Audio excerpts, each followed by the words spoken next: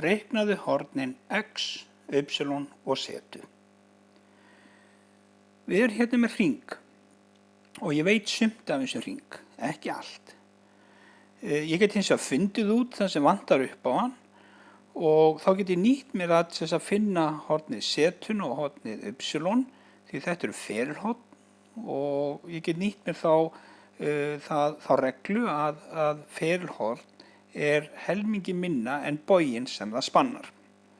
Nú hornið x gæti ég þurft að finna með öðrum leiðum vegna þess að það er hvorki ferilhorn eða miðhorn. Ég gæti þurft að finna það með einföldum þríhyrningi. Nú, ef þú treystir þér til að halda áfram á eins bítur þá skaltu stöðva myndbandi hér og reikna dæmið, annars birtist lausnin hér eftir augnablik.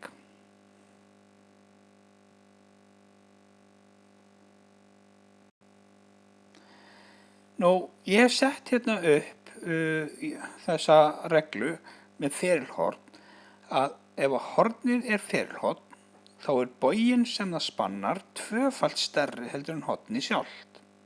Og ef við hugsum þetta í hina áttina þá er þannig að hornið er helmingi minna en boginn sem það spannar. Þetta getum við þurftu að nýta okkur í þessu dæmi. Nú byrjum að átta okkur á því að ég veit ekki allar hringinn. Ég veit þessar 120 gráður, ég veit þessar 74 gráður, ég veit ekki afganginn af þessum hring, en ég get fundið þennan gula part og þennan rauða part tiltölulega auðveldlega. Sjáðu nefnilega þetta horn 70 gráður. Þetta er ferilhorn og ef ég teikna hérna inn á armana á þessu horni, þá sé ég að það spannar þennan gula part. Og ferilhorn er helmingi minna en boginn sem það spannar. Öðrum orðum, boginn hérna sem að þetta horn spannar er tvöfalt stærri heldur en hornið. Þannig að tvöfalt stærri en 70 gráður þýðir að boginn er 140 gráður. Þá veit ég allan part af hringnum nema þennan litla part hér, þennan rauða part. Ég get þá lagt það saman, allt saman, og dregið það frá 360 gráðum og þá fæ ég út að þessi litli partur af hringnum er 26 gráður. Við skulum þá næst finna hornið z-tuna. Hornið z.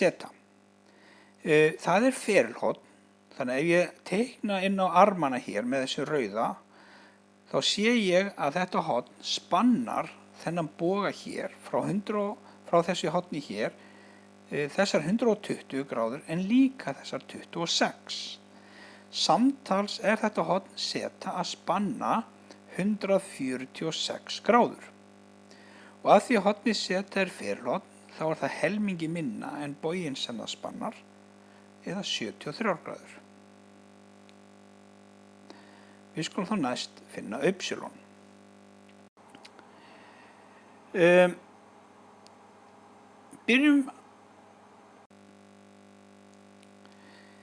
Hér er hornið y.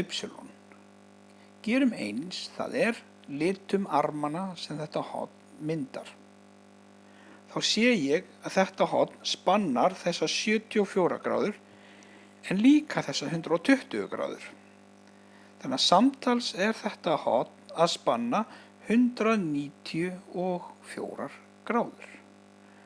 Og ef ég deili það með 2 þá fæ ég út að þetta horn y sem er ferilhorn er 97 gráður. Við skulum þá næst finna hornið x. Þetta horn x er hvorki ferilhorn eða miðhorn, þannig ég get ekki notað þær reglur til að finna þetta horn. En ef ég skoða myndina nánar þá sé ég að ég er með þríhyrning hérna. Og ég veit 2 horn í þessum þríhyrning. Ég veit 40 gráðurnar og ég veit þetta horn hér sem er 70 gráður. Ég get þá fundið út þetta horn hér, það er að segja 180 gráður sem er hornasumma þríhyrnings mínus hinn 2 hornin gefur mér að þetta horn er 70 gráður. Þá get ég hort á þetta grannhorn hérna og það er samtals 180 gráður og x-ið þá það sem vantar upp á þessar 180 gráður eða 110 gráður. Ég hefði líka getað horft á að þetta horn utanáliggjandi horn og það vill þannig til að utanáliggjandi horn jafnt og summa gagnstæðra horna. Það er að segja ef ég legg þessi gagnstæðu horn saman 70 + 40 gráður þá fæ ég út þetta utanáliggjandi horn 110 gráður.